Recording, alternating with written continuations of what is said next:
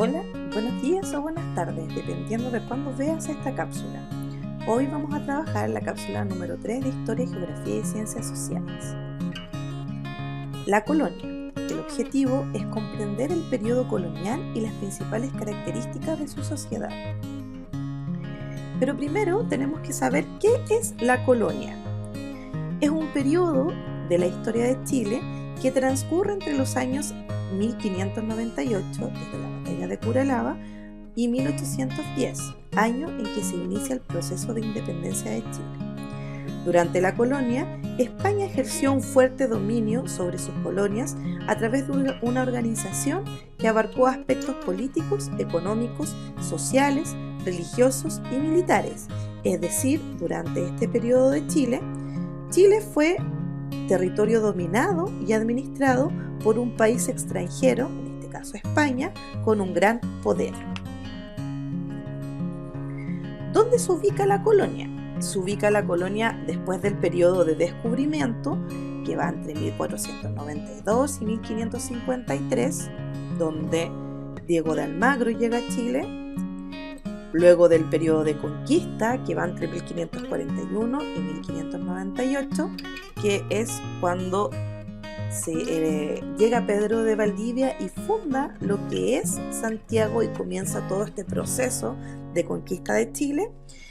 Y como les decía, parte en 1598 desde la batalla de Curalaba hasta 1810, donde aparecen hitos como llega el gobernador Alonso de Rivera, el primer parlamento entre gobernadores indígenas, fin a la autorización para esclavizar mapuches, expulsión de los jesuitas, inauguración del puente Calicanto, abolición de las encomiendas, la inauguración del Palacio de la Moneda y la primera Junta Nacional de Gobierno.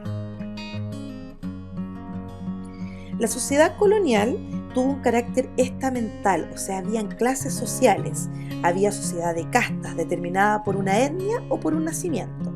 La sociedad era jerárquica, es decir, había una posición social para cada individuo y dependía del color de piel y su origen étnico.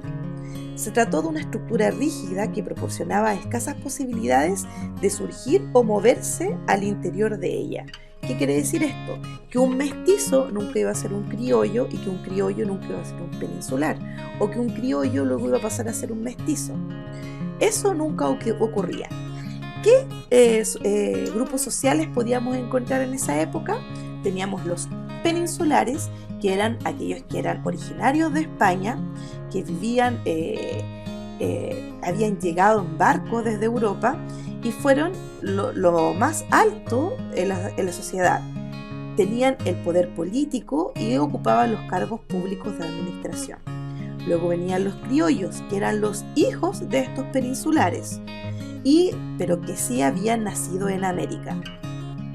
Durante mucho tiempo no pudieron acceder a cargos públicos de importancia y muchos de ellos sí tenían grandes fortunas porque las habían heredado de sus padres.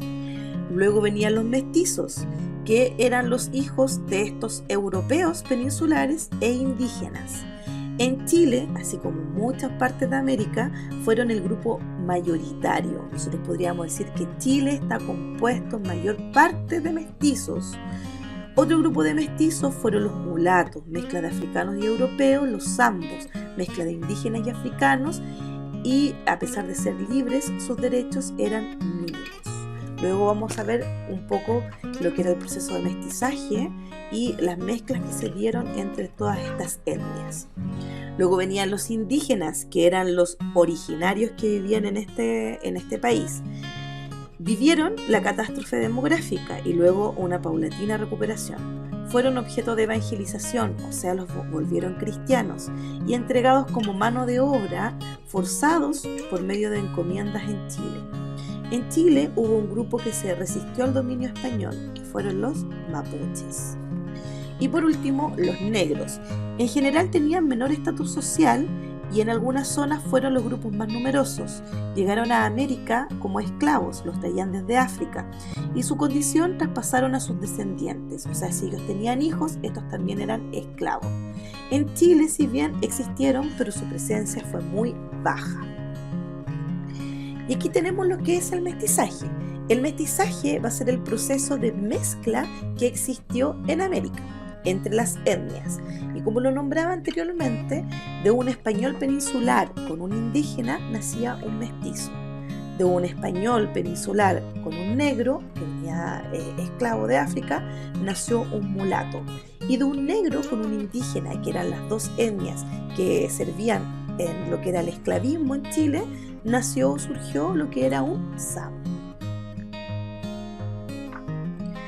¿Cómo se administra la colonia?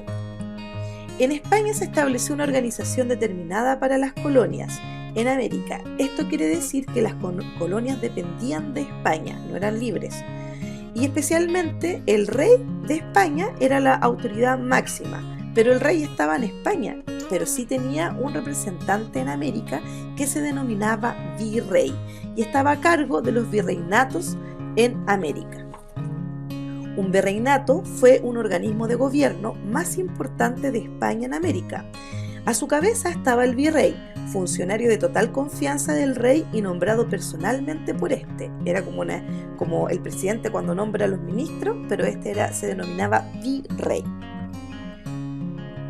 En el siglo XVI, los monarcas españoles de la dinastía de los Habsburgo crearon dos virreinatos, el de Nueva España, fundado en 1535 y localizado en México, y el de Lima, fundado en 1542, situado en Perú.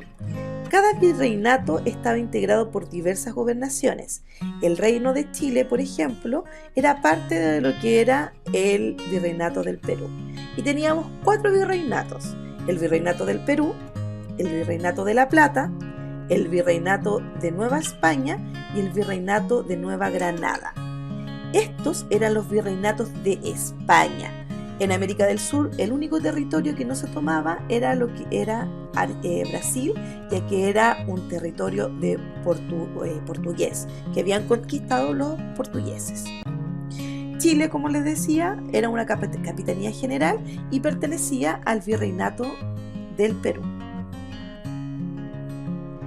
¿Cuáles eran estas instituciones que se generaban a través de este rey? Existían 2. En la colonia existían algunos que existían muchas instituciones, pero dentro de estas instituciones existían 2 que estaban en España propiamente tal y que tenían que ver con lo que era la administración del virreinato en América. Uno era el Consejo de Indias, que lo que hacía era crear las leyes y además supervisar todo lo que existía en América. Este se llamaba Consejo de Indias. Luego estaba la Casa de Contratación, que estaba a cargo de todo lo que era el monopolio comercial. Era todo el que venía en una expedición a lo que era América debía pagar su impuesto al rey en lo que era la Casa de Contratación. Luego, en América, teníamos otras instituciones, como por ejemplo los virreinatos, que ya lo vimos, que eran representantes del rey en América y nombraba a los gobernantes. Estaban las audiencias, que era el Tribunal Superior de Justicia en las colonias americanas, y asesoraba y vigilaba a los virreyes y a los gobernantes. Luego estaban las capitanías generales y las gobernaciones, que eran donde eran como ciudades más pequeñas que tenía a cargo lo administrativo y lo judicial. Tenía facultades militares si es que correspondía, como por ejemplo Pedro de Valdivia, que fue el conquistador y que luego pasó a ser lo que era un capitán general, y él tenía la atribución militar porque debía estar luchando con la resistencia indígena. Luego teníamos al corregidor, que eran aquellos lugares, era como quien mandaba en lugares menores, en lo que eran las provincias. Vendría siendo un poco una provincia a lo que nosotros denominamos una región.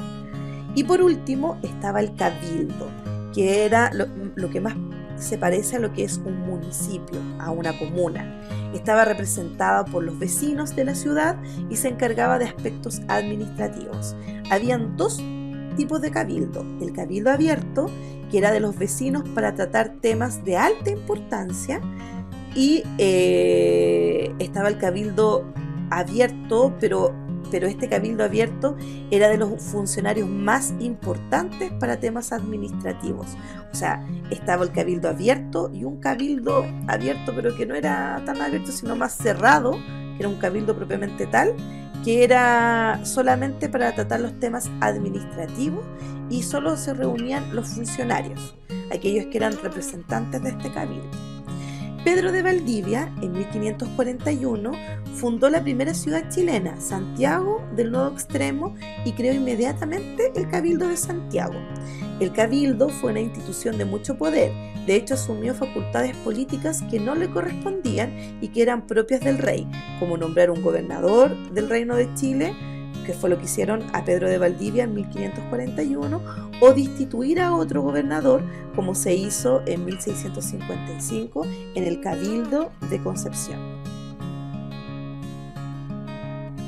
La actividad. Chiquillos, a ustedes cuando les entregaron la mercadería les debió haber llegado este material. Yo se los voy a enviar. Si lo quieren imprimir, lo pueden imprimir. Si necesitan imprimirlo, me pueden avisar para pedir que se los impriman en el colegio y ustedes los puedan ir a buscar, o solo observarlo y responder las preguntas en el cuaderno. La primera parte dice: observa el siguiente mapa y contesta las preguntas que aparecen a continuación. ¿Qué potencias europeas tenían colonias en América? Número 2.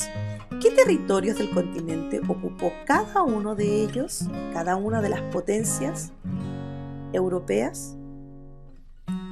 Luego deben relacionar estas instituciones políticas con las definiciones que están en la columna B, colocando el número en cada uno de esos espacios.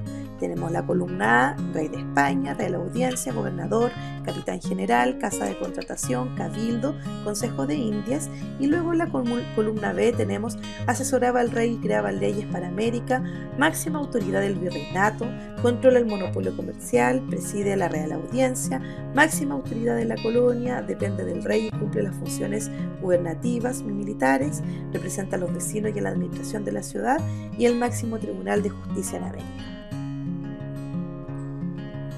Y por último tenemos acá un esquema del mestizaje, donde tenemos los blancos, los indígenas y los negros. En cada uno de esos cuadros o celdas ustedes deben colocar cuál fue el resultado de la mezcla entre indígenas y blancos peninsulares, cuál fue el mestizaje entre blancos, peninsulares y negros, y cuál fue el resultado del mestizaje entre indígenas y negros. Recuerden que cualquier duda o consulta me la pueden hacer al WhatsApp o al correo electrónico para yo responderles, y que deben sacarle una fotografía para poder enviarme el día viernes su actividad para poder ser corregida. Recuerden que en el Colegio Lonquén nos cuidamos todos, cuídate tú también. Que tengan un lindo día.